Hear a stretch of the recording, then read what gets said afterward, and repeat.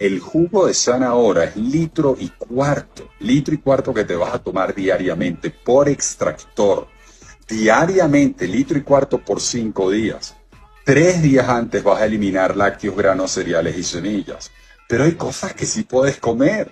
Puedes comer plátano, papa, yuca, casabe, frutas, carne, pollo, pavo, pescado. Y 3 días en esa alimentación, habiendo eliminado lácteos, granos, cereales y semillas, el cuarto empiezas con el zanahoria, litro y cuarto de jugo de zanahoria que te vas a tomar todo en la mañana o todo en la tarde o la mitad en la mañana y la mitad en la tarde, como quieras. Dibujo libre. Puedes comer carne, pollo, pavo, pescado, frutas, plátano, papa, yuca. Puedes comer.